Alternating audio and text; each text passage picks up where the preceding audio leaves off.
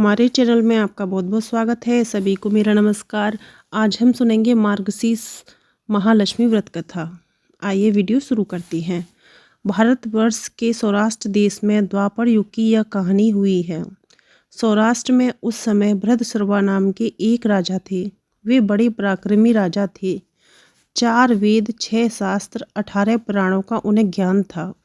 उनकी रानी का नाम सूरज चंद्रिका था। रानी दिखने में सुंदर और सुलक्षण थी तथा पतिव्रता थी।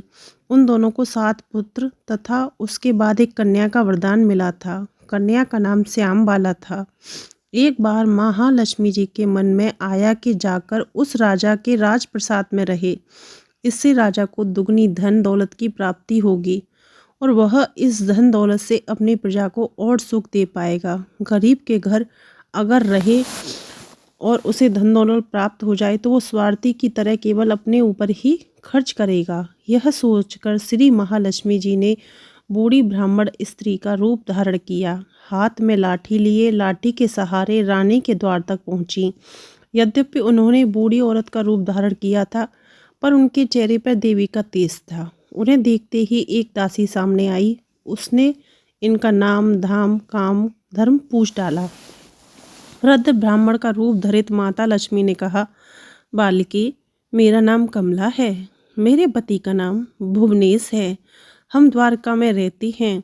तुम्हारी रानी पिछले जन्म में एक वैश्य की पत्नी थी। वह वैश्य गरीब था। दरिद्रता के कारण हर रोज घर में झगड़े होते थे तथा उसका पति रोज उसे मारता था। इन बातों से तंग आकर वह घर छोड़कर चली गई तथा वन जंगल में खाली पेट भटकने लगी। उसकी इस दुर्दशा पर मुझे दया आई।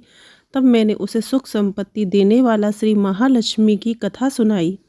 मेरे कहने पर उसने श्री महालक्ष्मी का व्रत किया। श्री महालक्ष्मी प्रसन्न हुई। उसकी गरीबी दूर हुई। उसका घर संसार दौलत संपत्ति से भर गया। बाद में पति पत्नी दोनों परलोक सिधारे। लक्ष्मी व्रत करने के कारण वो लक्ष्मी लोक में रहे। उन्होंने जितने साल महालक्ष्मी का व्रत किया उतने हजारों साल उन्हें सुख भोगने को मिला। इस जन्म में उसका जन्म राजघराने में हुआ है, परंतु वह श्री महालक्ष्मी का व्रत करना भूल गई है। उसे यह याद दिलाने में यहाँ आई हूँ। बुढ़िया की बातें सुनकर दासी ने उन्हें प्रणाम किया तथा श्री महालक्ष्मी का व्रत किस तरह किया जाए इस बारे में पूछा।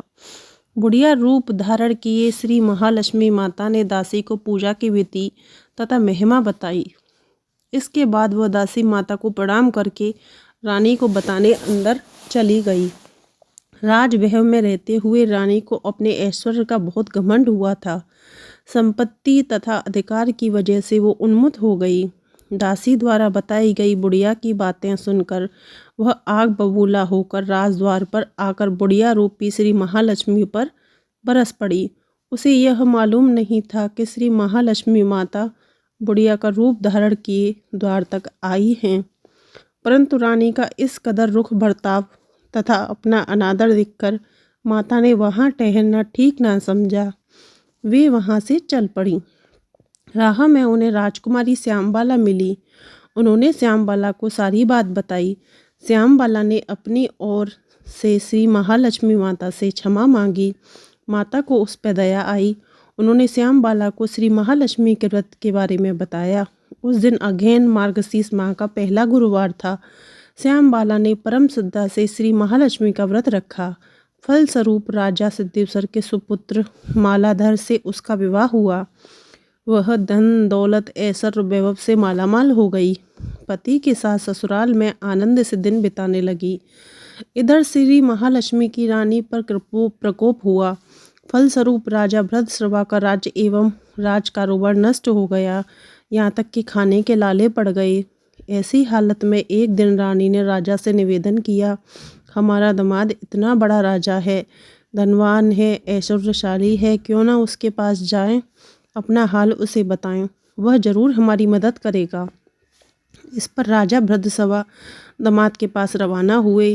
राजा में पहुंचकर एक तालाब के किनारे थोड़ी देर विश्राम लेने के लिए ठहरे। तालाब से पानी लेने आते जाते दासियों ने उन्हें देखा और उन्होंने विनम्रता से पूछा। उनकी पूछताछ की। जब उन्हें यह मालूम हुआ कि वे रानी श्यामबाला के पिता हैं तो दौड़ते हुए जाकर उन्होंने रानी को सारी बात बताई। रानी ने दासी के हाथ राज प्रदान भेजकर बड़े ठाठ से उनका स्वागत तथा आदर सत्कार किया, खान पान करवाया। जब वे लौटने लगे तो सोने की मोहरों से भरा घड़ा दिया। राजा भृतसभा जब वापस लौटे तो उन्हें देखकर रानी सूरजचंद्र का खुश हुई।